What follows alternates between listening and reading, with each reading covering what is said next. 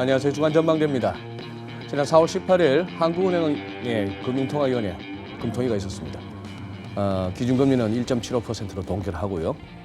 또 한은은 이번에 우리나라의 경제 성장률 전망치를 연초에 전망했던 2.6%에서 2.5%로 하향 조정했습니다.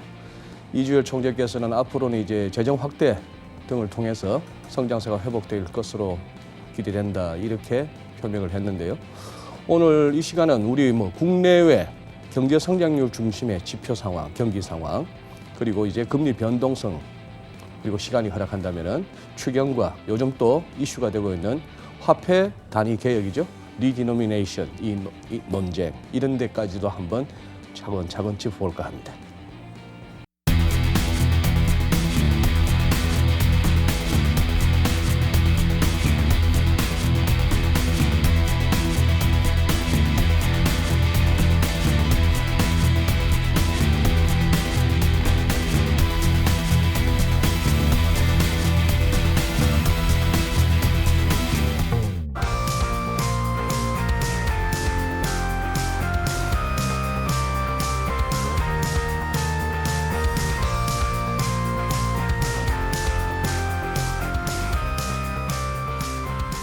네, 이번 주 주간 전망대 함께해 주실 전문가분 소개해드리겠습니다.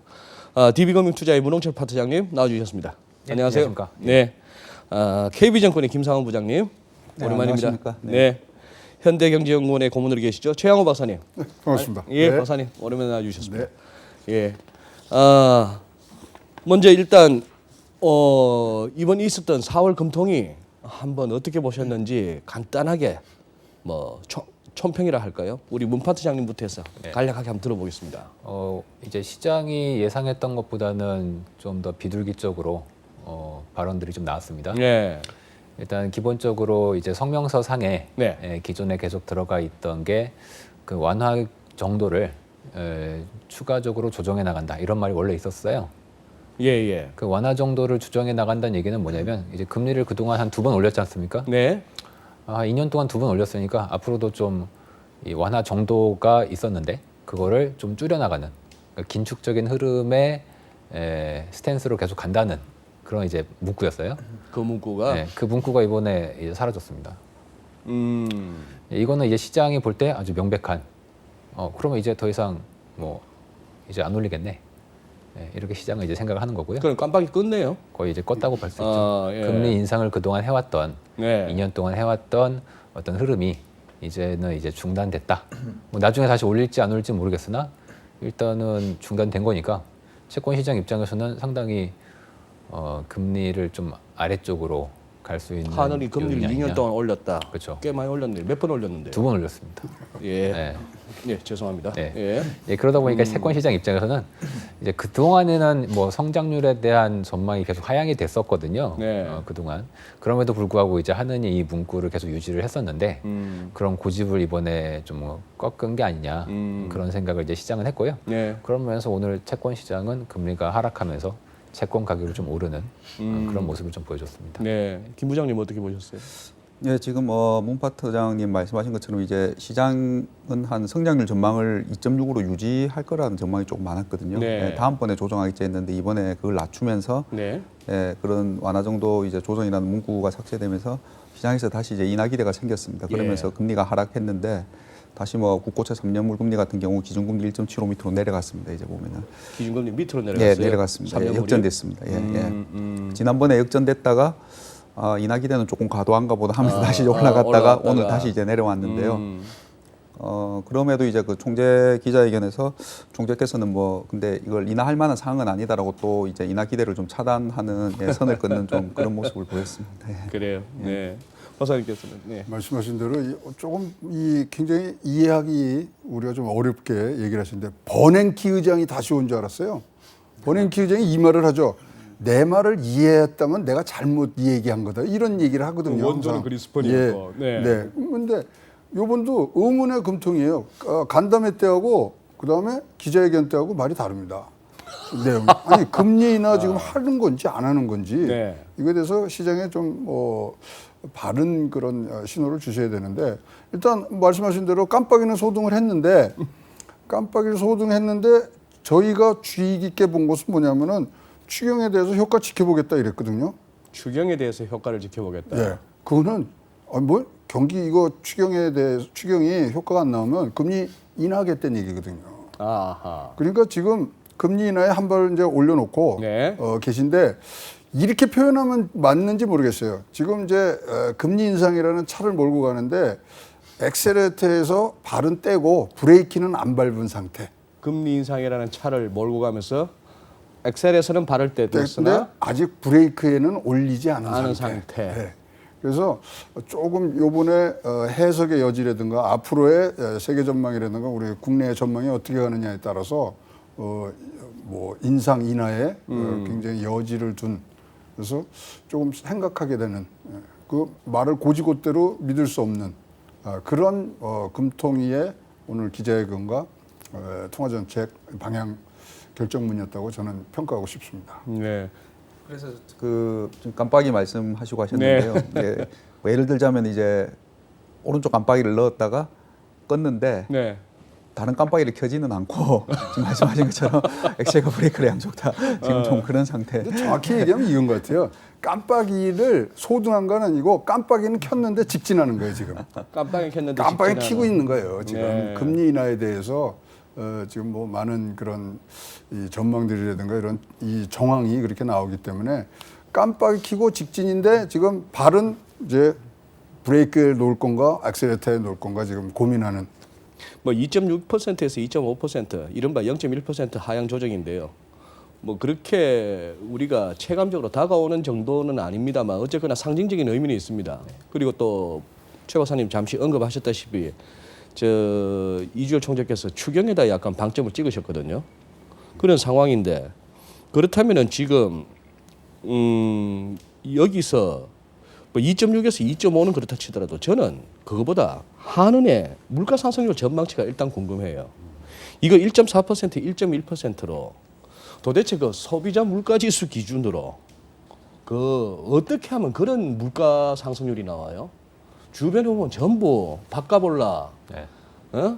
기름 넣는데 기름값도 올라가는 느낌이야. 무슨 뭐 젊은 친구들 원룸 쓰는 애들 이게 방값 비싸서 거기다가 뭐 택시비 올라 이런 와중에 어떻게 1.1%나 소비자 물가 상승률이 나오죠 이게? 이게 안타깝게도 그 통계청에서 발표하는 물가 지표하고 네, 우리가 체감으로 겪는 물가라는 게 네. 괴리가 굉장히 크지 않습니까? 그래요. 미국 같은 경우에도 이제 사실 물가에 대한 연구가 이제 미국 쪽에 많이 돼 있는데 미국에서도 각 품목별로 물가를 분리해서 보면 사실 우리가 많이 쓰는 이 교역제들, 그러니까 교역제라는 건 뭐 전자기기라든가 혹은 공산품들 네. 이런 것들은 수십 년 동안 가격이 정말 말도 못하게 떨어졌습니다.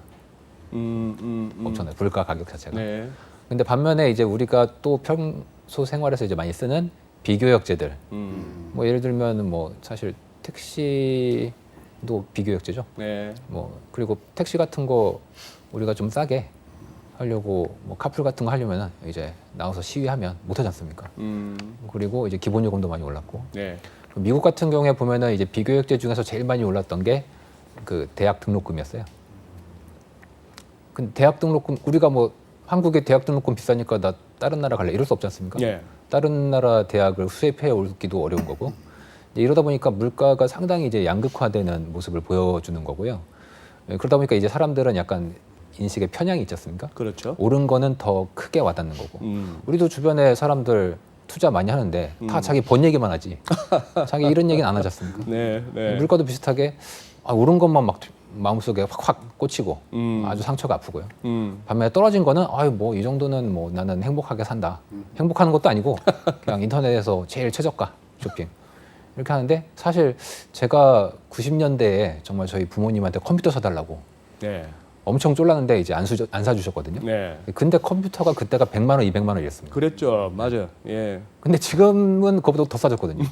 그 사이에 물가 상승률도 엄청난데 이제 그러니까 그 물론 이제 많은 시청자분들이 굉장히 내 주변에 물가는 다 오르는데 왜 물가가 지금 1.1%밖에 안 되냐 이러실 텐데 그 안타깝게도 또 그 말씀을 듣고 보니 또 그런 면이 있네요. 전체적인 거를 같이 종합해 보면 이 비교역제가 이제 너무 많이 올랐던 게 네. 체감상 많이 느껴진 요인이 좀 큰 것 같습니다. 우리 김 부장님 지난 3월 말에 다녀오셨나 브라질을? 그때 아, 김돈 예. 연구원이 그때 그 말씀하시더라고. 예. 그 동네는 물가 어떻던가요?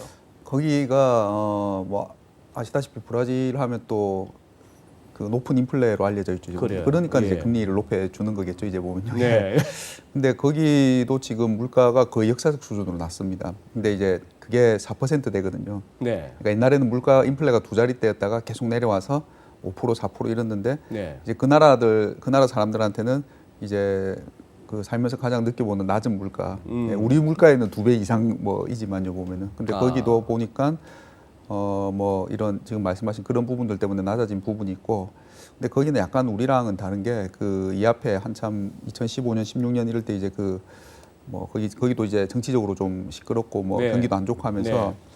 그 수요 측면의 인플레가 완전히 죽어가지고요. 그래서 아직 수요가 이제 부진해서 좀 낮은 부분도 있고. 근데 어쨌든 예, 거기도 물가가 굉장히 낮아서 지금 브라질 정책 금리가 6.5%거든요. 정책 금리가? 예, 그게 또 역사상 가장 낮은 수준입니다 보면은. 요새 브라질 국채 얼마예요?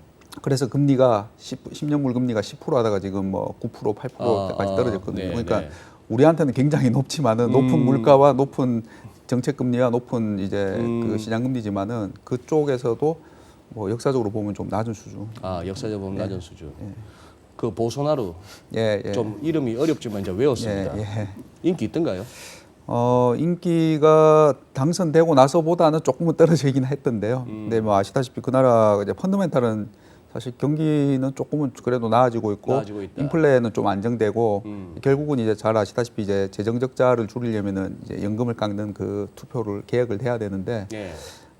대부분 다 해야 된다고는 이제 동의하더라고요 보니까는요. 예. 근데 이제 그 자신감과 보우사나루 정부에 대한 기대는 이제 지난해 연말이나 연초보다는 조금은 낮아진 것 같습니다.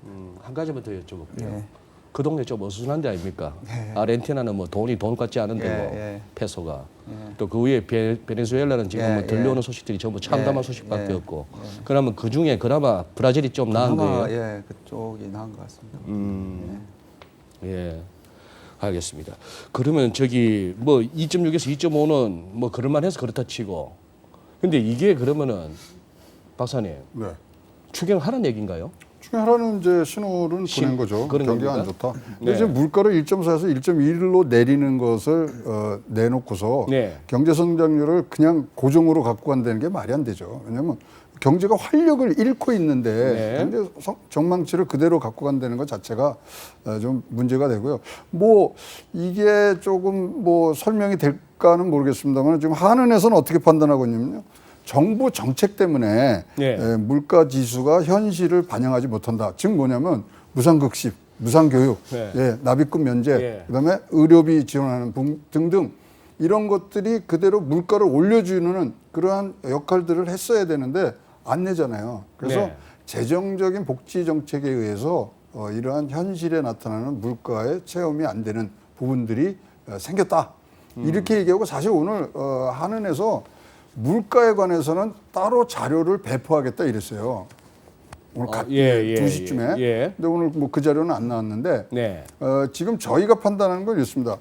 지금 이 뭐 2.5, 2.6이 다 우리나라 잠재 성장률 밑이지 않습니까? 네.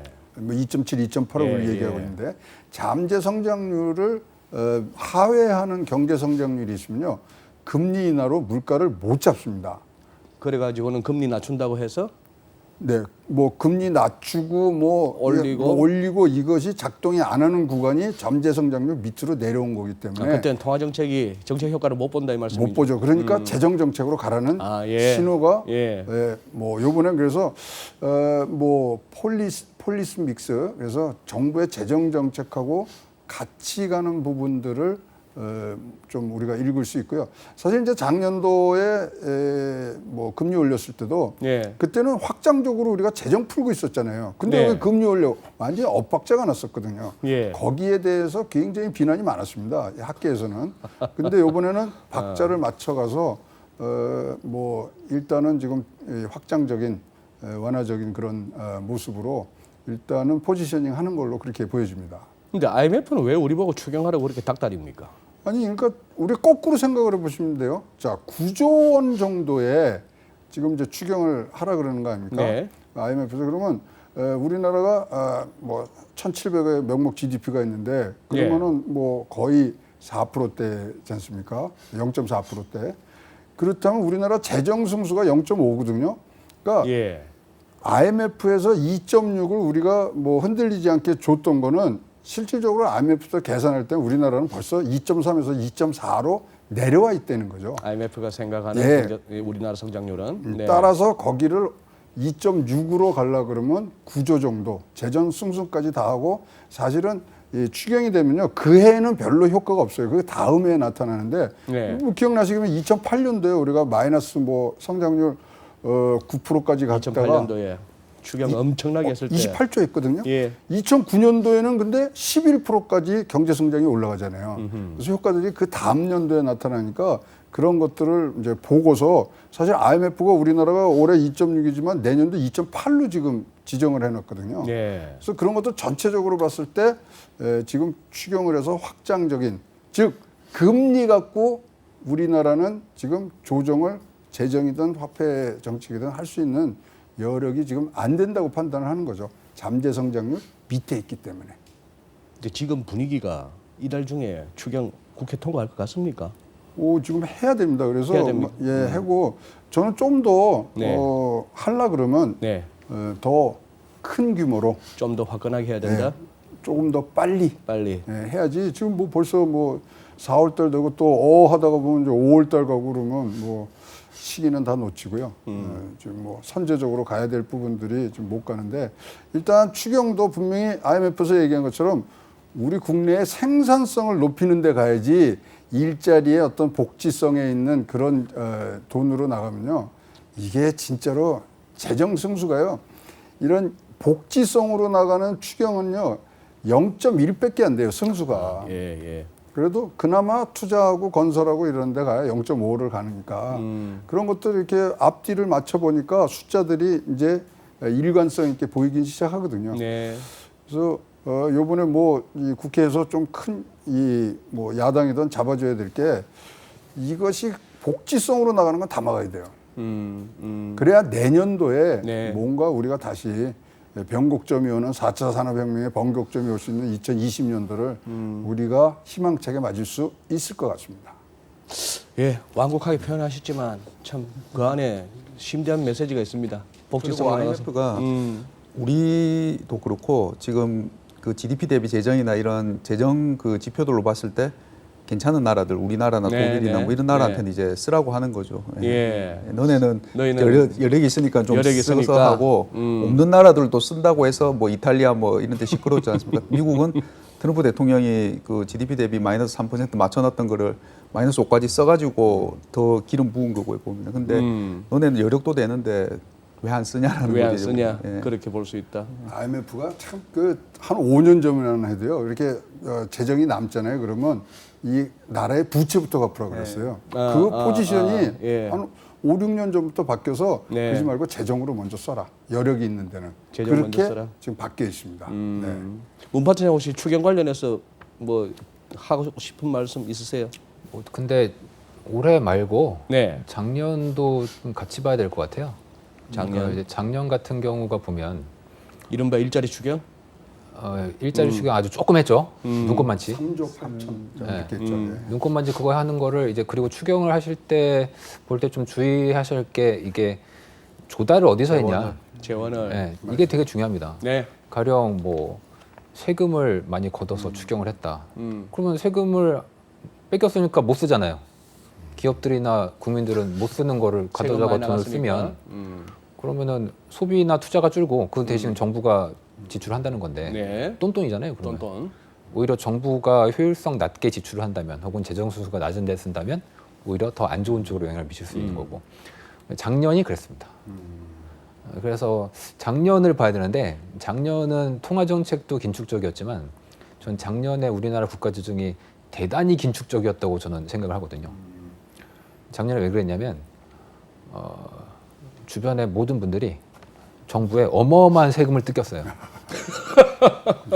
대규모의 세금을 뜯겼습니다. 비소비성 지출이 100만 원이 넘어갔으니까. 어마어마해요. 뭐 집 조금 거래하면 그거 다 뜯기고 소득세야 뭐 그냥 평소 뜯기던 대로 뜯기겠지만 그래서 정부가 남았던 세금이 작년에 25조가 넘어요. 그러니까.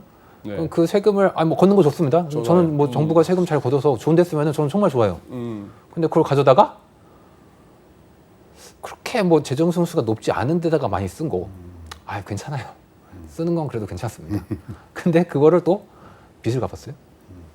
빚을 갚았습니다. 빚을. 정부 국채를 갚았어요. 조기상환. 조기상환 했습니다. 그러다 보니까 이거는 글쎄요. 정부가 작년에 경제를 저는 솔직히 죽이기 위해서 굉장히 노력했다고 생각을 하는 사람인데 사람들의 돈을 뺏어다가 뭐 정부의 역할이라는 거는 결국 그 자원의 재분배지 않습니까? 네. 돈 많은 사람들한테서 돈 좀 뺏어가지고 소비 성향 높은 사람이나 혹은 그런 경제 성장률을 높일 수 있는 분야에 돈을 이제 쓰는 어떤 이 돈의 효율적 재분배 이게 중요한 건데 글쎄요 이번 정부는 글쎄요 무슨 생각을 하는지 잘 모르겠는데 뭐 그렇게 돈을 걷어가서 제대로 쓰지도 않고 그나마 있는 걷어간 돈을 다 정부 부채를 갚아버리고 그렇게 배를 쫄쫄 굶게 지난해에 만들어 놓고서는 올해 와가지고 추경 뭐 몇 조 하겠다고 계속 뭐 깔짝거리고 있는데 그러면 금년에는 국채 발행으로 조달합니까? 대충 그거는 나와봐야 됩니다. 아니, 아직 안이 안 나왔습니다. 지금 안 나온 거에 네. 어떻게 보면 이제 세계 잉여금이 뭐 말씀하신 대로 네. 다 수가 없어요. 없습니다. 689억 원 남았어요. 689억 원 남았기 때문에 뭐 4조가 됐든 5조가 됐든 689억 원 빼고서 나머지는 다 국채 발행. 국채 발행을 해야 됩니까? 근데 국채 발행은 좋죠. 왜냐하면 국채 발행한 만큼 GDP에는 플러스가 되는 거니까 네. 나중에 누가 갚든가 간에 네. 그래서 그만큼이 이제 소위 말하는 재정적인 효과를 나타내는 거기 때문에 지금 뭐 6조가 됐든 7조가 됐든 만약 추경이 가면 거기다 플러스 2조는 얹혀서 갑니다. 왜요? 유류세 유류세. 가면 2조가 얹혀서 가서 그 효과까지 다 이제 해야 되니까 사실 IMF 가서 9조 하라 그러는데 맨날 7조 얘기했잖아요. 네. 그게 유류세 2조가 감춰져 있는 겁니다. 아, 예. 예. 뭐 추경 얘기 요 정도에서 하고 한번 시장 가보겠습니다. 김 부장님. 예. 그나마 이번 금통위 4월 금통위가 그래도 금통위 있는 날 같았어요. 예. 제법 이렇게 국채 선물 시장도 출렁거리고 예. 환율도 약간 영향받는 것 같고 예. 뭐 증시는 무엇 때문에 그랬는지는 모르겠습니다만 최근 랠리에 비해서는 좀 낙폭이 컸던 하루고 채권 시장에서 최근에 우선 궁금했던 게 예. 그것부터 한번 여쭤볼게요. 벌써 이제 한 뭐 열흘 전 얘기가 됩니다만 노르웨이 국부펀드 국건 예. 예. 그게 그러면은 말인즉슨 걔들이 그 노르웨이 국부펀드가 국부펀드 중에 제일 큰 데 아닙니까? 예, 맞습니다. 예. 예. 돈도 잘 버는 애들이고. 예. 그러면 거기서 갖고 있는 이머징 채권이라는 게 뭐 나라가 한 10개국, 예, 10개 정도로 예. 줄을 세우던데 예. 우리하고 멕시코가 제일 많다며. 예, 큰 편입니다. 예. 그러면 걔들이 앞으로 그러면 우리 한국 채권은 이제 다 털어낸다는 얘기예요? 궁극적으로? 예, 궁극적으로는 그랬는데요. 근데 이게 처음 있었던 일이 아니고 2017년 그때 뭐 16년, 17년 그러니까 그때부터 이미 네. 한번 얘기가 좀 얘기는 있었고요. 있었다. 그리고 한번 조정을 한 걸로 알고 있고요. 예. 그리고 이제 아시다시피 그런 큰 연기금이나 국부펀드가 방향을 뭐 빨리 바꾸기가 어렵지 않습니까? 네. 지금은. 그리고 거기는 이제 그걸 또 이렇게 공표를 하게 돼 있으니까는 전체 이제 그 자산 배분 차원에서 신흥국 채권 비중을 줄이고 주식 비중을 조금 더 확대한다. 네. 그리고 이제 신흥국 채권하고 그러면 이제 그 소위 이제 자산 배분할 때 상관관계나 이런 거 따져가지고 조금 이제 떨어지는 쪽들을 네. 정리를 하겠죠. 이제 보면은 그리고 그런 측면에서 이제 나래비 쇼면 근데 우리랑 멕시코가 큰 게 당연합니다. 왜냐하면 우리랑 멕시코다 뭐 그런 데가 시장이 크니까요. 다른 데보다는. 예. 그리고 우리나라의 지금 지금 이제 국가별로 지금 공표를 안 해서 정확하게 알기는 어려운데요. 근데 이제 우리나라 지금 외국인 채권 잔고가 지난해 뭐 한미 금리 역전돼서 자본 출된다고 막 네. 되게 호들갑이었지만 지난해 우리나라 9월에 114조 원으로 외국인 채권 잔고가 사상 최고치를 기록합니다.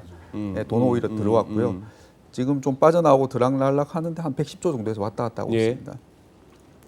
근데 이제 제가 말씀드리고 싶은 거는 그 막 2015년 12월에 연준이 처음 금리 올리고 2016년부터 신흥국 돈 빠져나간다고 난리 난다고 했을 때 그때 우리나라 채권시장 잔고가 100조였는데 5조가 한 번에 빠져나갔거든요.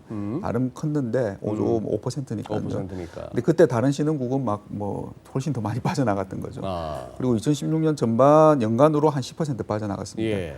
근데 지금 빠져나가고 노르웨이가 만약 가지고 있는 걸 다 빼나가면은 아마 한 5조 정도가 한 번에 나갈 수는 있는데 5조 정도? 근데 저는 뭐 그렇지 않을 거라고 생각하고 그다음에 그렇게 하더라도 그렇게 큰 충격은 아니다라고 생각은 하거든요. 보면요. 그래서 뭐 당연히 빠져나가는 거는 맞는데 그리고 외국인들도 크게 이제 그 외국인 투자자가 그런 국부펀드나 중앙은행 연기금들이 있고 그다음에 펀드들이 좀 있고 그다음에 그 재정 차익 거래 달러 가지고 들어와서 이렇게 예, 스와포인트 예, 하는 예, 그런 예. 게 있는데 다 좀 보는 게 다르고 하기 때문에 뭐 나가는 거는 맞지만 그게 뭐 한 번에 이렇게 충격을 줄 정도는 아니지 않나 그렇게 판단하고 있습니다. 오케이. 예.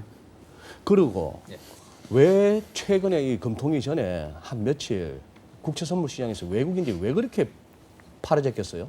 그 외국인들의 움직임이 주식 시장도 그렇고 채권 시장도 그렇고 네. 굉장히 그 글로벌 흐름을 따라가거든요. 네. 그러니까 우리들은 이제 로컬 시장에 있다 보니까 이제 국내 기관들 네. 이 사람들이 이제 무슨 생각하고 음. 그리고 국내 지표가 뭐 좋아지는지 나쁘지는지를 많이 보지 않습니까? 네. 근데 사실은 한국은 전 세계에서 가장 이 약간 변두리죠. 변경이죠. 이 큰형님들이 이미 큰 시장을 다 장악을 하고 있고 그 큰형님들은 뭐 중국이나 유럽, 미국 지표를 본단 말이에요. 네. 근데 이쪽 지표들이 움직이면 한국은 그냥 따라가게 돼 있습니다. 음흠. 그러니까 솔직히 한국을 막 자세히 보지도 않아요, 이 사람들은. 글로벌 움직이면 어차피 한국은 따라가는 아주 조그만 잡주기 때문에 이제 그런데 예를 들어서 코스피가 오르면 뭐 잡주들도 다 가르지 않습니까? 네. 마찬가지로 뭐 중국이나 뭐 유럽이 뭐 턴어라운드 한다 만약에 그렇다면 한국은 당연히 좋아지는 쪽으로 하겠죠. 근데 그 지표가 요즘 나오고 있기 때문에 그렇습니다. 아, 중국, 미국, 유로존 할 것 없이 지표들이 요새 좋아져가지고 미국은 약간 횡보하는 미국은 흐름인데 그래요. 좀 이제 사실 긴가민가. 미국은 작년에 너무 좋았던 게 지금 약간 정상화되는 쪽이고 작년에 제일 죽었던 게 이 유로존과 중국이지 않습니까? 네. 이 중국이 뭐 물론 폄훼하시는 분들은 저거 부채를 또 써가지고 또 부양하는 거냐, 저거 나중에 또 터진다 뭐 이러시는 분도 많아요. 네. 뭐 나중에 터질 수도 있습니다. 예, 네. 그런데 일단 지금 당장 죽게 생겼으니까 당장 죽게 생겼습니다. 너무 힘드니 1분기에 좀 부양을 많이 했어요. 신용 창출도 굉장히 많이 됐고 네. 그러다 보니까 이제 PMI 지수라고 하는 이 구매자들한테 직접 설문조사를 해서 뭐 재고나 구매를 어떻게 주문을 내고 있습니까? 그러니까 이분들이 그동안 계속 안 좋게 얘기를 하다가 최근에 좀 뭐 경기 좋아지는 것 같은데 4월 치고 확 올라죠. 이러면서 수치가 확 올라왔단 말이에요. 그게 이제 4월 딱 초에 그 발표가 이제 중국에서 있었고요. 네. 네. 시차를 두고서 독일 쪽의 지표가 또 괜찮아졌습니다. 이 중국하고 독일 쪽 지표가 같이 가요. 네. 왜냐하면 제조업 쪽은 둘은 거의 같이 이제 같은 권역이기 때문에 똑같이 갑니다. 그러니까. 그러면 뭐 한국이야 뭐 당연히 따라가겠죠. 그럼 외국인이 볼 때, 그러면 한국 주식 사고 한국 채권은 팔아야겠네. 아. 이 생각을 이제 그때부터 하기 시작한 거고요. 우리가 얘들은 말하는 뭐 하느니 켜는 깜빡이는 걔들 그 친구들의 아주 마이너한 안중에도 예를 들면 아주 잡주에 오케이. 잡주에 CEO가 뭐 아들한테 뭐 주식을 넘겨줄래는가 보다 뭐 이런 재료가 되는 거죠. 그런데 오늘 보니까 뭐 3년 국채 선물, 10년 국채 선물 할 것 없이 완전 양봉이 서버렸는데 맞습니다. 한 4일치 떨어진 걸 그냥 다 올라가 버렸던데 그러면 그 빠꼬미들 그 외국인들 중에도 이번에 조금 터진 애들도 있겠어 보니까. 좀 터졌을 수도 있는데 3년 쪽은 상대적으로 오늘 회복을 좀 덜 했고요. 3년 쪽은 덜 10년 했고 쪽은 많이 올랐더라고. 금리가 좀 떨어지면서 회복을 네. 했는데 네. 외국 애들은 그렇게 큰 그림을 좀 보기 때문에 외국인들은 되게 단순한 스킴으로 거래를 하거든요. 네. 근데 걔네들이 볼 때 큰 그림상 이거 글로벌 경제가 중국, 유로존이 한 1년 반 죽쓰다가 이거 좋아지는 거라면 뭐 하루 이틀 재료 때문에 움직일 게 아니라 뭐 하루 이틀은 잠깐 뭐 흔들릴 수도 있겠죠. 근데 이제 큰 그림을 보면 이거 약간 터닝하는 것 같다. 4월 초부터 지금 얼마 안 됐지 않습니까? 네네. 저는 이게 약간 좀 지속성이 있지 않겠는가. 지속성이 있죠. 그렇게 생각을 하고 있고 주식도 뭐 저는 채권이라서 주식 얘기는 잘 안 하는데 늘 보면 최근에 한 계속 주가 오르는데 몇 달 올랐지 않습니까? 네. 근데 외국인은 계속 사고 국내 기관은 계속 팔아요. 개인들도 엄청 팔았고 정말 저는 가슴이 쓰리더라고요. 왜 이런 상승장에서 우리는 계속 팔고 있나? 지금 글로벌리 흐름이 바뀌고 있는데 우리는 왜 그거를 이렇게 손가락 빨면서 못 따라가는 지금 박사님 우리 예. 그러면요 글로벌리 중국이 저점을 형성해서 지금 반등한다고 그렇게 봐도 되는 건가요? 그거에 대한 지금 논란이 논쟁 큰 거죠. 중입니다. 그러니까 예. 그걸 왜냐하면 듣고 저점을 싶어서. 약간 돌았기 살짝 때문에 도는데 네. 이거 네. 믿어도 돼 하는 네, 지금 그렇죠. 이제 아니 그러니까 이제 우리 시청자분들이 이제 네, 이거를 네. 중국이 너무 좋다고 하는 게 아니라 지금 뭐 300조 이상을 지금 이제 써서 이제 경기 부양책에 갔기 때문에 네 뭐 중국하고 우리하고 다른 점은 아시죠? 뭐죠? 차이 납니다. 중국하고 우리하고 다른 점이 차이나 네, 차이가 나기 때문에 그렇습니다. 어느 대목에서 웃어야 됩니까, 박사님? 아직 얘기니까. 제가 웃었을 때 웃었어야 됩니다. 그러면은 말난 김에 중국도 오늘 GDP가 나왔는데 살짝 시장 예상보다 좋아요. 예, 그냥 단도직입적으로 죽겠습니다. 예, 마사지 잘한 거죠. 예, 예쁘게. 예쁘게 그림이 그래프가 너무 예쁘더라고. 예, 그러니까 그 이제 산 1분기 중반에서 후반 가면서 이제 논쟁이 막 시작된 게 이제 일부에서는 그때 이제 3월 중국이 양해하고 이제 우리도 재정 쓴다 돈 쓴다 뭐 앞서 말씀하신 약간 이렇게 하니까 그러니까 무역 분쟁에서 서로 한번 기스가 나고 나니까 이제 안 되겠다고 하해도 하고 뭐 정책을 막 쓰지 않습니까? 그래서 네. 이게 2분기에 나오는 숫자들을 조금 더 이상 안 나빠지게 하고 들어올릴 건가 이제 그때부터 조금 논쟁이 시작됐거든요. 근데 이제 지금 뭐 말씀하신 것들처럼 숫자들이 이제 조금씩 그렇게 나오려고 하니까는 외국계 IB들이 대부분 뭐 중국 성장률 아마 6% 밑으로 꺼질 거다 막 이렇게 본 적도 있었죠. 근데 중국이 뭐 그렇게 안 되겠죠 이제 보면요. 예, 그렇게 나오고 그다음에 아까 뭐 말씀하신 주가랑 금리 좀 올라온 것도 그 무역 협상이 또 그때 마침 또 잘 된다는 얘기들이 나왔지 않습니까 보면. 그러니까 우리는 아무리 작년에 무역 협상 한참 이제 무역 분쟁 싸울 때는 우리 아무리 한국 우리 괜찮아요 이렇게 하도 외국에서 보면은 미국 중국 싸우면 제일 터지는 거 한국 대만. 새우. 그리고 새우인데 지금은 좀 더 이제 하향할 것 같으니까 그러면 조금 나아지겠네 이제 그런 오케이. 인식이 있는 것 같습니다. 지금 박사님께 여쭤보고 네. 싶은 게 하나 있습니다. 우리 문파트장이 얘기했다시피 외국인 투자자들 보기에 한국의 경제 지표, 뭐 한국은행의 통화 정책 아주 마이너한 거고 그 친구들은 결국 글로벌한 경기 흐름과 지표 그리고 통화 정책 방향 이런 걸 본다는 얘기거든요. 그러니 어떻게 보면은 우리가 2년에 걸쳐서 무려 2번이나 금리 올리고 나서 연준을 따라서 BOK 포즈에 접어들었는데 그렇다면은 박사님께는 그걸 여쭤보고 싶습니다. 네. 최근 연준의 행보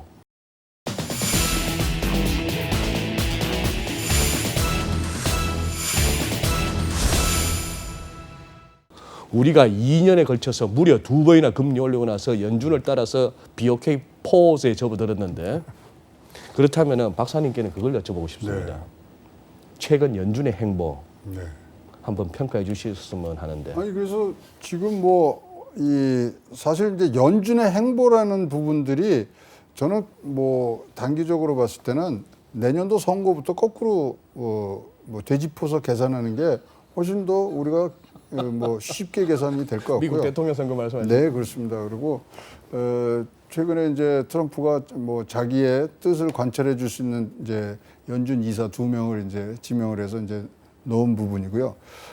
그다음에 지금 제가 이제 한 달 전에 미국 갔다 와서 뭐 쭉 워싱턴 DC랑 이제 했는데 사실 지금 분위기가요. 뭐 그때는 뮬러 특검 전이었어요. 근데도 불구하고 민주당 의원, 공화당 의원 다 만났는데 네. 다 트럼프 재선에 대해서는 다 100% 트럼프가 재선한다고 그럽니다. 그렇기 때문에 현재 안정적인 그런 베이스로 가면서 분명히 트럼프는 항상 자기의 최대 업적이 증시 올리는 거거든요. 최대 업적이. 예, 그러면 지금은 아마 조금 손을 놓고 있을 수도 있습니다. 떨어뜨려 놓고 쭉 선거 때까지 끌고 올라가는 분위기로 갈 수 있으니까 지금 이제 미국이 뭐 조금 이제 쉬어가는 분위기 아닙니까? 네. 그럼에도 불구하고 1분기 성장률이 0.2를 생각했는데 2.1이 나와버렸어요. 그래서 조금 템포 조정을 분명히 할 것 같습니다. 그래서 선거 직전까지 어떤 식으로 끌고 가느냐의 그 패턴이 이제 눈에 좀 들어오시면 그것에 맞춰서 투자를 하시던가 또는 어떤 뭐 사업 계획을 짜시면은 훌륭한 포트폴리오 될 수 있습니다. 버니 샌더스 민주당 쪽에 그 잠룡이 한국처럼 한번 뭡니까 그 의료보험도 해보고 뭐 이런 식으로 뭐 얘기도 하긴 합니다만 지금 분위기로 봐서는 뭐 지지율을 보나 뭘 보나 지금 그래 현재 트럼프 대통령의 이를 탈 대항마가 안 보인단 말씀이죠. 그러니까 저쪽에 뭐 에리자베스 의원이라든가 네. 그다음에 뭐 스타벅스 회장이라든가 이런 분들이 스타벅스 회장은 나오라는 거예요. 원래 민주당 사람이에요. 네. 나와서 표 깎아먹는 거거든요. 네. 지금 가장 뭐 많이 나와 지금 인기가 올라가는 게 37살 먹은 인디아나주의 시장 출신이 하나 있어요. 네. 그 사람이 이제 젊음으로써 이렇게 끌고 가는데 그분이 조금 이제 우리하고는 다른 성소수제사예요. 그러다 보니까 미국의 기준에 의해서는 일은 잘하는데 또 그런데 좀 점수가 안 나오고 그래서 사실 대항마가 없습니다. 대항마가 없다. 네. 그래서 그러면은 네. 뭐 워싱턴 정가는 그러면 제압했다 치고 연준도 사실 멱살 다 잡은 거 아닙니까? 잡은 거죠. 잡았고 지금 이렇게 표현하는 것에 대해서 제가 울림이 좀 있었는데 뭐냐면 트럼프가 아니라 다른 사람이 대통령을 했어도 지금 트럼프가 하는 일을 그대로 하고 있을 것이라는 게 미국의 소위 말하는 저변에 깔려 있는 여론이라고 전해주더라고요. 근데 중요한 말씀이네요. 예, 그거 꼭 트럼프가 아니었더라도 예, 누가 뭐 힐러리가 됐던 다른 사람이 됐던 왔을 때 지금 트럼프가 하는 일을 그대로 하고 있을 것이라는 평가를 지금 트럼프는 받고 있습니다. 네. 그렇다. 그렇다면은 연준은 어쨌거나 문파트장께서 아까 말씀하신 거의 연장선입니다. 네. 외국인들의 판단도 그걸 테고. 네. 그럼 연준 앞으로 연내 이제 금리 못 올릴 것이라고 보는 거 아니에요? 못 올리죠. 설마 인하까지 가겠습니까? 뭐. 저희는 인하까지는 올해 안 보고 있는데 사실 제가 지난번 나왔을 때 제가 기억이 나는데 지난번 나왔을 때가 그 3월 FOMC 끝나고서 했었을 때였어요. 네. 그때 약간 이제 소장님이 예. 약간 좀 빈정이 상한 투로 예. 대체 연준이 왜 이렇게 완화적인 정책을 하는 거냐, 시장을 살려주기 위한 거냐. 네. 이제 그래서 저도 약간 그때 아니 뭐 경제 지표가 그때 이제 2월 고용 지표가 3월 초에 발표됐는데 뭐 2만 명밖에 안 2만 나거든요. 명 안 나. 그래서 뭐 경제 지표 때문에 그랬겠죠라고 얘기하면서도 저 스스로 조금 깨림직했어요. 네. 왜 얘네들이 갑자기 이렇게 아주 완화적인 정책으로 돌아버렸을까? 그런데 한 3주 전인가요? 네. 월스트리트저널에서 뉴스가 나왔더라고요. 그 뉴스가 트럼프가 전화했다는 거? 3월 8일 날에 연준 의장한테 전화를 했다. 아니 그러니까 이게 퍼즐이 이렇게 딱 맞는 딱 겁니다. 나오는 이게 거지. 퍼즐이. 물론 뭐 그렇게 얘기하면 이 연준 분들이 굉장히 싫어하시겠지만 이 뭔가 빈 퍼즐이 딱 맞는 듯한 느낌을 받아서 연준 입장에서도 참 뭐 곤란하다고 해야 되나요? 뭐 그런 거고 저희 입장에서도 좀 뭔가 뭐 안 맞던 퍼즐이 풀린 그런 느낌이 좀 받았습니다. 혹시 뭐 소장님 기억하실지 모르지만 이제 저도 전에 이제 좀 그분한테는 죄송하지만 지금 의장님이 제가 바지 사장이라는 표현을 네. 했었죠. 그리고 네. 저는 연준이 아마 앞으로 가장 큰 독립성 논란에 지금 처할 거라고 보고 있고요. 그 이 앞에 미국 장단기 역전되면서 또 한번 되게 시끄러웠지 않습니까? 네. 근데 그때 보면은 이제 그 인상 확률은 사라졌고요. 이제 선물 시장에서 네. 이나랑 동결이 이렇게 가다가 역전이 되고 이나랑 동결 확률이 역전되고 장단기가 역전된 날이 무슨 일이 있었냐면은 아까 말씀하신 그 트럼프 대통령이 이사로 임명한 그분이 스티븐 50pp 무어가 50pp 당장 이나 50pp 얘기합시다. 이나 해야 된다. 그 말 하면서 역전이 되고 이나랑 동결이 바뀌어 버렸거든요. 네. 보면은. 그래서 뭐 저희끼리 우스갯소리로 작년에 이제 막 그 공석 두 자리 비어 있는데 트럼프 대통령이 자기 말 잘 듣는 사람 앉혀서 인상 못 올리게 하는 거 아니냐 뭐 그런 얘기는 했었어요. 근데 이제 이거는 인상이 아니고 이제는 아예 인하로. 그래서 이 부분을 사실 지금 문파트 얘기처럼 저희는 이제 뭐 공식적으로 자료를 쓰고 네, 이제 해야 네, 되는데 네. 이런 걸 어느 정도까지 프라이싱을 해야 되냐라는 게 좀 고민입니다. 보면. 실제로 그래서 미국의 수익률 곡선이 그렇게 움직였습니다. 2년에서 5년짜리 금리가 기준금리가 현재 상단이 2.5%인데 2년에서 5년물 금리가 2.3% 이런 거예요. 네. 근데 이게 채권하는 사람 입장에서는 굉장히 이상한 겁니다. 이상하죠. 진짜. 왜냐면 이 상황에서 제가 2년짜리나 5년짜리 사잖아요. 그럼 좀 있으면 금리가 올라서 터져요. 손실 나요. 근데 이 포지션이 먹는 경우가 하나 있는데 기준금리를 50bp 인하하면 먹어요.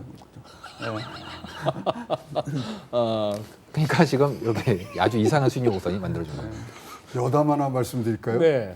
2년 전에 갔을 때는 그때도 재미난 일화가 있죠. 그때는 이제 악수를 했거든요. 네. 트럼프 대통령하고. 취임 직후구나. 예, 직후인데 저를 딱 손을 잡고 하더니 네.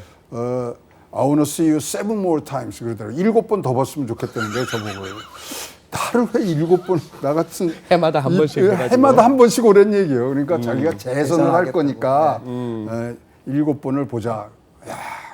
예. 취임하자마자 그것도 예. 며칠 안 돼서 예. 그러더라니까요. 그렇게.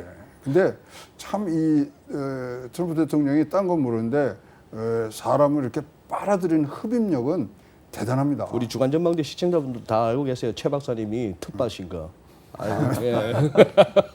그렇다면은 우리도 그러면은 금리 인상은 없다 봐도 되는 거죠 이제. 확실하죠. 네. 그죠? 네. 그럼 인하까지는 그러니까 인상이냐 인하냐 정해야 되면은 저는 다음 사이클은 인하라고 생각하고 있고요. 근데 기대는 생길 수 있는데 이게 뭐 올해 현실화될 거냐 저는 뭐 아직 그 가능성은 낮고 그거 판단하려면은 적어도 진짜 추경에서 얼마나 아까 말씀하신 효과가 나는지 그리고 그런 게 좀 더 봐야 될 것 같습니다. 중국 인민은행은 그러면 움직일 것 같아요. 계속 말은 돌아. 지준율 인하, 뭐 기준금리 인하. 지금 중국의 스탠스는 네. 일단 정책적으로는 그동안 힘들었던 경제를 좀 살리자.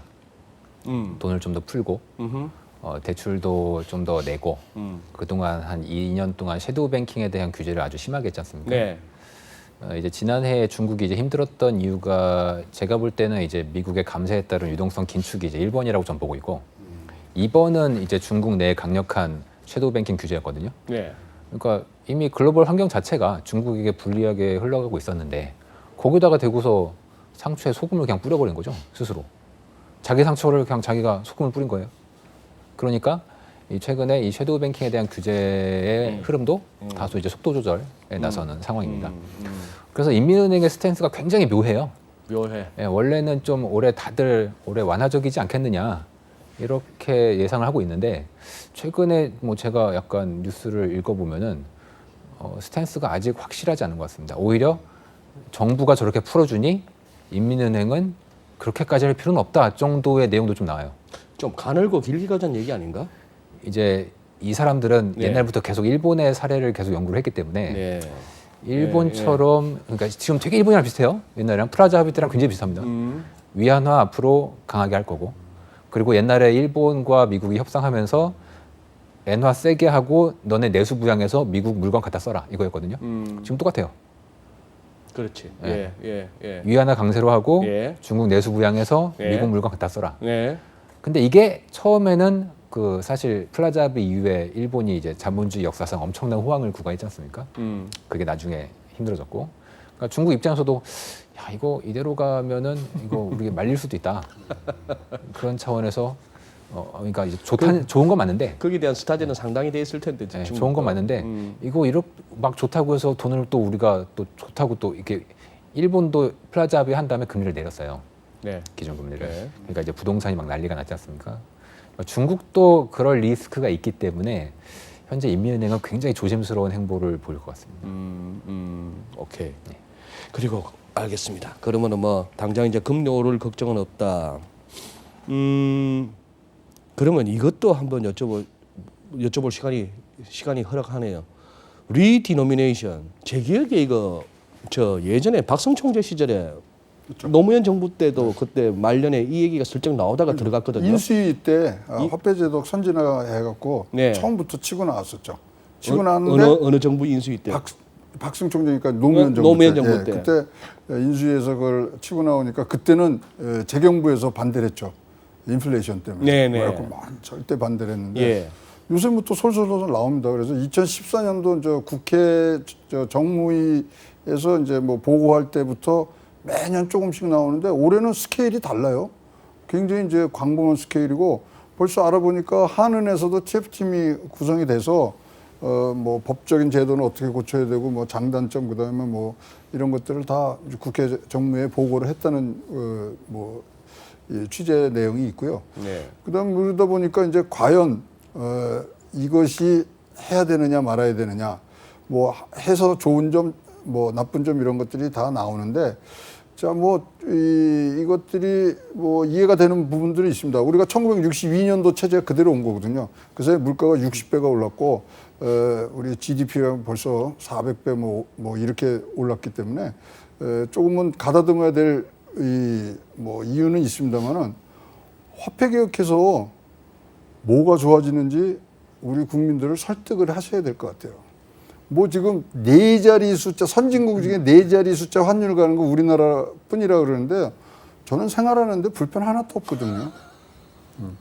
그리고 뭐 이것이 이제 화폐라는 것은 이 편리성이라는 기능을 꼭 가져야 되는데 1,000원 주든 10,000원 주든 뭐 이런 것들이 뭐 불편이 없으면 되는데 왜 이것을 꺼냈을까? 그래서 사실은 이거에 대해서 지금 뭐 굉장히 많은 뭐 정권의 어떤 이런 뭐 얘기부터 해서 북한 경제와의 눈높이를 맞춰야 되는 그런 뭐 이상 야릇한 이 평가까지가 다 있거든요. 네. 이런 것들은 국민을 설득을 못한 겁니다. 그래서 지금 이제 5월달에 네. 국회에서 이제 간담회를 이제 뭐 시작한다는데 제가 또 거기 초대를 받았어요. 네. 저는 반대론자거든요. 예. 극심한 반대론자인데 예. 이제 반대편으로 가서 얘기를 드리려고 그러는데 지금 경제가 너무 불안하잖아요. 여기다가 화폐 개혁이란 불안한 요소를 더 얹힐 수는 없다가 제 논거의 핵심입니다. 네. 우리 김 부장님이나 문파트장님 리디노미네이션 뭐 좀 어디 가서나 얘기를 안 하실 수는 없을 텐데. 그러니까 저도 뭐 장단점은 이미 많이 알려져 있고요. 네. 예. 그래서 뭐 당연히 정책이라는 게 득과 실을 따져서 뭐 득이 큰 쪽으로 해야 되는데 그러니까 저도 지금 그 박사님 말씀하신 그게 저도 제일 공감하거든요. 지금 해서 얻는 게 뭐냐라는 거죠. 얻는 게 뭐냐? 예. 그리고 뭐 예를 들면 뭐 경제가 좋다라고 한 적이 별로 없지만은 그래도 조금 덜 불안하고 좀 안정적일 때 예, 이런 큰 영향을 미칠 수 있는 거는 좀 추진을 해야지 굳이 지금 해가지고 예, 또 오해를 살 수 있는 상황에서 예, 그렇습니다. 문파트장은 어떻게 보세요? 앞서 두 분이 부정적인 얘기를 하셨으니까 제가 균형을 맞추는 차원에서 오케이. 긍정적인 얘기를 하겠습니다. 좀 음모론 관점에서 얘기를 들어도 되나 모르겠네 이게 뭐, 이런 무거운 그게 주제 훨씬 재밌으니까. 음모론은. 예. 그 리디노미네이션을 저는 개인적으로는 긍정적으로 봐요. 다른 여건이 허락한다면. 그 왜 긍정적으로 보냐면 지금 5만 원권 화폐가 발행된 지가 한 10년 됐어요. 네. 근데 이 10년 동안 그 한국은행이 발행한 5만 원권이 어마어마합니다. 장수가. 이제 한국은행 부채 계정에 네. 요 화폐 유통량이 찍혀 있는데 네. 엄청난 양의 5만 원권이 지금 찍혀 있습니다. 잠겨 있습니다. 네. 딱 2009년 발행한 이래로 네. 화폐의 발행량이 급증했어요. 네. 그럼 그 돈이 다 어디가 있겠습니까? 뭐 비닐에 묻혀가지고 뭐 감자밭에 묻혀 있든지 마늘밭이나. 아니면은 누구 금고 속에 네. 있든지 네. 장첸 사무실에도 많겠지. 정치인들, 기업가인들 사무실 금고에 있든지. 정치인 말고 장첸. 장첸? 아 장첸 중국. 이 마약 거래할 때도 쓰일 거고요. 그러니까 이 지하 경제가 이제 우리나라가 뭐 OECD 내에서 좀 큰 편이라고 하고 뭐 추정량에 따라서 뭐 20%씩 된다 이렇게 얘기를 하는데 예, 우리 옛날 대통령께서도 지하 경제를 활성화해야 된다고 얘기를 하셨지 않습니까? 네. 제가 활성화라고 얘기했나요? 양성화해야 된다. 양성화. 예, 얘기를 하셨으니까. 양성화. 지하 경제 양성화 쉽습니다. 화폐 개혁 한번 하면 예, 가지고 있는 돈 다 가져와서 다 바꿔주든지 아니면 가져와서 이걸 은행에 집어넣든지. 특히 은행에 넣으면 완전히 투명해지는 거죠. 야, 그러면 도저히 정상적인 상황에서는 1,200원도 1,200원도 올라가기 힘든 우리 환율이 그 상황이 오면 이거 2,000원 다시 한번 가겠는데. 제 생각에 그럴까요? 돈 좀 있고 네. 약간 다 돈 빼기? 무슨 돈이야 싶은 해외로 돈은 나갈 일단 가능성이 한번 있죠. 나갔다가 네, 들어올 가능성이 것 있죠. 같은데. 아니 근데 지금 이제 말씀하신 거가 굉장히 이제 중요한 포인트긴 하지만 네. 최근에 이제 뭐 이런 화폐 개혁을 한 나라들을 보면은 네. 이렇게처럼 개인이 갖고 있는 돈에 대한 제한을 둔 데는 다 실패를 합니다. 그래서 유로존 같은 데는 10년을 신권 국권을 10년을 아무런 제한 없이 바꿔줬잖아요. 예. 뭐 터키도 잘했다 그러지만 터키는 7년간 이런 준비 기간에서 얘기를 하면서 기간을 늘려줬지 우리가 62년도 했고 53년에 했을 것처럼 일주일에 딱 하고 이 사회금융에 대한 제한을 주는 거는요. 이것은 진짜 실패로 가는 부분이고요. 아니 그것을 우리가 뻔히 본 거 저 위에 북쪽에 2009년도에 화폐 개혁하고서 뭐 바로 10만 원권까지밖에 안 바꿔주니까 저 계획 경제인 세상에서도 다 나라가 뒤집혔거든요. 그래서 하려 그러면 진짜 준비를 많이 해서 10년 넘게 국권 신권 바꿔주면서 그러면 진짜로 뭐 이 지하 경제도 사실 우리가 이렇게 보담아 줘야 되거든요. 그러면 살짝 나올 수 있게 해줘야지. 와서 뺏으려고 그러면요. 지금 말씀하신 것처럼 다 저기 뭐 외국으로 나가고요. 그 다음에 제일 먼저 어떻게 하시겠어요? 뭐 화폐 개혁이 있다 그러면은 그렇게 해서 제한한다 그러면 금을 사거나 금 사죠. 비트코인도 한번 또 비트코인. 대박은 나겠네. 금 사지. 그다음에 하는 것들은 이런 화폐 가치가 불안하니까 다 실물로 사실. 실물 자산은 그렇겠네요. 어디에요? 부동산으로 가요. 네, 네. 근데 저는 일단 우리가 뭐 너 다니는 집회 차원의 동전 차원의 이거보다도 과연 어떤 장단점과 어떤 해야 되는 당위성을 떠나서 현실적으로 할 수가 있을까가 저는 사실 의문이에요. 너무 전광석화처럼 하는 게 이제 화폐 개혁이고 우리가 항상 얘기하는 이게 게 거의 Y2K급 아닙니까? 그럼요. 거기다가 개혁 중에 개혁이라는 게 화폐 개혁이거든요. 네. 그래서 이제 치밀하고 아주 세심한 부분까지도 다 이제 봐야 되는데 지금 우리나라가 연간 3,600억 정도의 화폐 발행 비용이 있습니다. 근데 화폐 발행 비용만. 예, 발행 비용만 3,600억이고 네. 만약에 여기다 플러스해서 이제 시스템을 바꾸면 화폐 개혁하는 데 한 3조 정도가 이제 우리가 소요될 걸로 같은데요. 네. 뭐 물론 이걸로 인해서 일자리도 만들어지고 뭐 그런 부분들이 있습니다만은 필요 없는 국가적인 예산을 지금 낭비할 때는 아니거든요. 그리고 저는 사실 뭐 이제 지금 아직 우리 눈앞에 안 다가와서 지금 말씀을 드리지만 한 10년만 지나면요. 진짜로 우리 화폐 없이 다니는 세상에서 살 거거든요. 저 보세요. 저 인도 같은 경우도 신용카드 없이 바로 모바일 결제로 갔어요. 네. 그런 것처럼 이제 블록체인으로 통하는 화폐의 어떤 다른 형태들이 지금 다가오고 있는데 화폐 개혁하자 그러면 약간의 또 네. 긍정적인 반론. 예. 아까 이제 화폐 없는 세상. 한번 이번 디노미네이션을 만약에 한다면 화폐 없는 세상으로 한번 좀 강하게 나가볼 필요가 있지 않겠는가 그렇게 생각합니다. 화폐 개혁이 화폐 없는 사회로 가는 그건 너무 좋죠. 그렇게 되면 이제 통화 정책이 그동안 무용성도 많이 있었고 그동안 이제 유럽 같은 데서 마이너스 금리의 어떤 부작용 이런 게 사실은 이 화폐가 0%짜리 채권이지 않습니까? 마이너스 금리 하면 그냥 화폐로 도망가면 되거든요. 그러니까 이 화폐를 아예 없애버리는 거죠. 못 도망가게. 그러면서 궁극적으로는 이제 현금 없는 사회가 올 수밖에 없을 건데 아마 이 화폐 개혁이 그 현금 없는 사회로 가는 상당히 중요한 전환점이 될 가능성이 좀 있을 것 같습니다. 근데 문 팀장님처럼 이렇게 화폐 개혁 좋아하시는 분은 대개 집에 가면 금송아지 한 2-3마리는 있더라고요. 장롱 속에. 거래소에서 사면 안 되고 이 종로에서 사야 되는 거 아시죠? 예. 참, 이 리드메이션 우리 뭐 실생활에서는 이미 실행되고 있는데요. 우리 뭐 출퇴근길에 다 그 미니 트럭에 그 아메리카노 2.5 적혀 있어도 2,500원 주잖아요. 그러니까요. 예. 1,000분의 1 지금 이미 실생활에는 파고 들어와 있는데 그러니까요. 뭐 박사님 말씀처럼 정광석화처럼 해야 될지 아니면은 좀 진중하게 차분하게 오랜 시간을 두고 국민적 공감대를 갖다 이끌어내는 작업이 필요할지조차도 논쟁의 대상이 될 것 같습니다. 그럼 남은 시간은 이제 그거 한번 여쭤보겠습니다. 이 경기에 대한 진단입니다. 지금 이제 조금 이제 뭐 다들 그렇게 얘기해요. 미국만 하더라도 지난주 블룸버그 기사긴 합니다만 벌써 4월도 다 안 됐는데 벌써 S&P 500이 16%나 올랐다. 한 1년 정도의 주식이 그 정도 오르면 뭐 나쁘지 않은 건데 뭐 한 3개월 남짓되는 시간이 왔다 하니까 고민스러운 거죠. 뭐 그런 상황이기도 하고 경기도 지금 지표가 2월 달까지만 하더라도 그렇게 엉망이었던 것이 3월 달에 지금 갑자기 탁탁 튀어올라요. 걱정했던 독일, 중국 뭐 이제 오늘 밤에 하나 나오나요, 독일이? 저 유로존 PMI가 나오죠, 독일하고. 네, 그것도 이제 궁금한데 아까 나왔더만 조금 못했어요. 예상치보다 조금 못하다고 유로가 조금 이렇게 밀리는 그런 양상이긴 했는데 지금 한번 현 경기 상황 그러니까 이제 더 나빠진다, 어느 정도 다지고 있다, 이미 턴어라운드 했다에 한번 관점을 한번 듣고 싶습니다.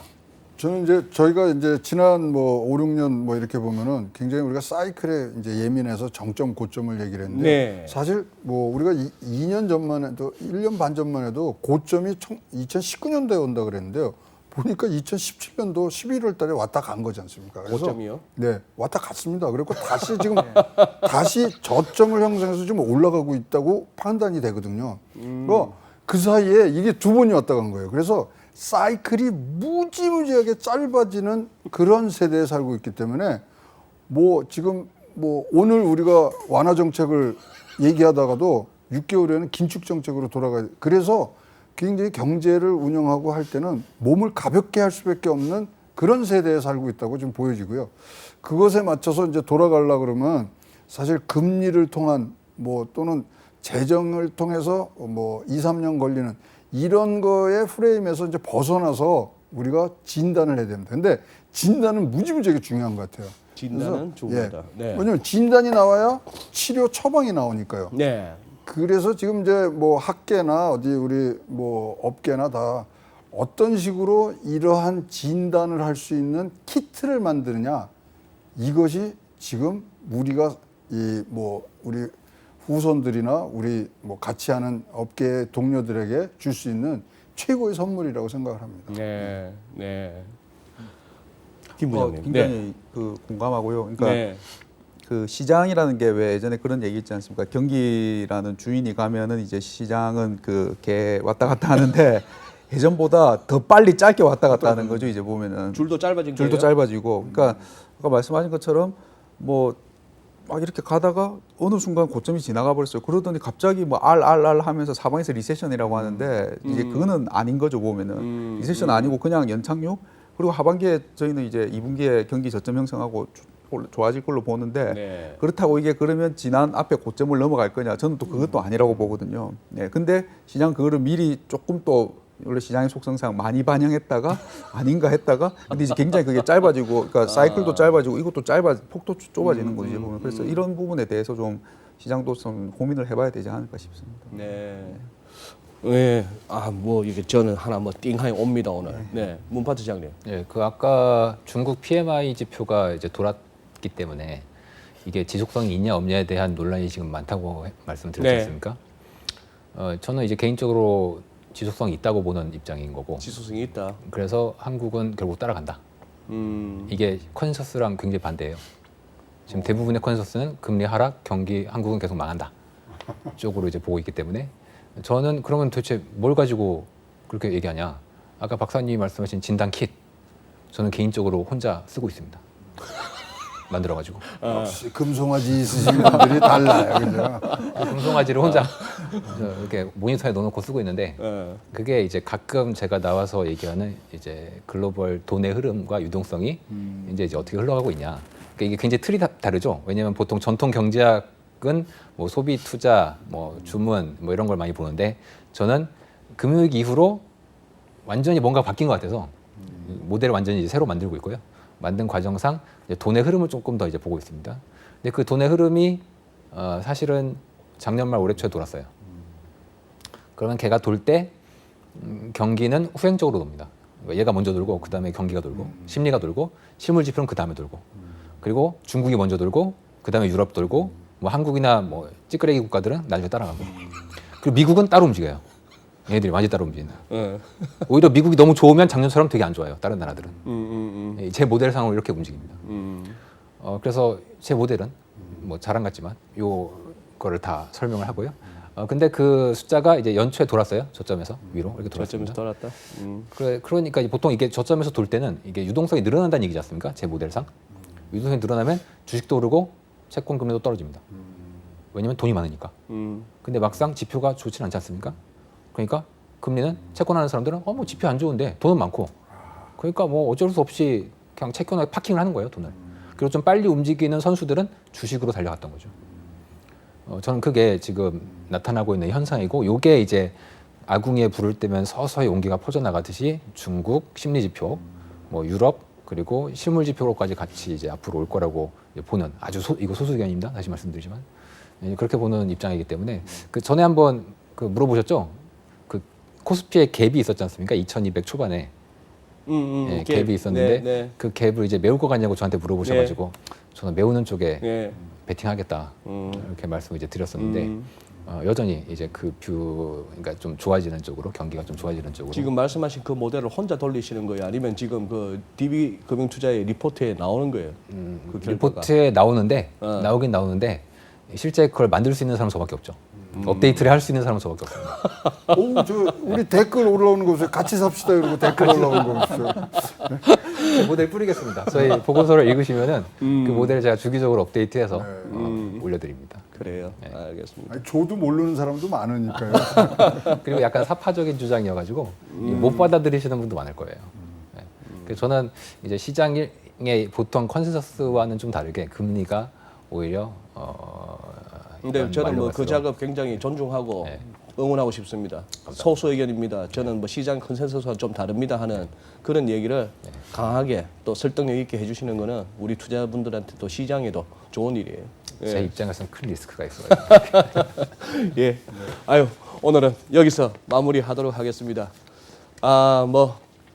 한국은행 이래도 욕 먹고 저래도 욕 먹는 자리이긴 한데요. 그만큼 어떻게 보면 통화 정책도 우리 오늘 나온 얘기 중에 상당히 모두가 공감하실 만한 너무 짧아졌다. 경기 사이클도 짧아지고 시장의 진폭도 짧아지고 좁아지고 하는 그런 가운데에 어쩔 수 없는 면도 좀 있어 보입니다. 또 이렇게 이제 봄은 완연해졌고요. 시장도 이제 또 한 차례 이제 조금 그동안의 모습에서 일 갖다 계속 가도 좋은지 아니면 여기서 좀 쉬었다 가야 되는지를 고민하는 가운데에 경기 진단, 통화 정책 또 전망 한번 점검하시는 시간 되셨으면 뭐 보람이겠습니다. 오늘 귀한 시간 내주신 세 분 감사하고 저희는 또 다음 주 찾아뵙겠습니다. 고맙습니다. 안녕히 박사님. 이것은 좀 말고서 이제 이 얘기 저희 해보는 거예요. 아니 근데 이거 어떻게 좀 보여드렸어야 되는데 내려봐야 되는데 적을 때 부모님이니까 어떻게 아니 이거를 달고 나왔더니 무수에서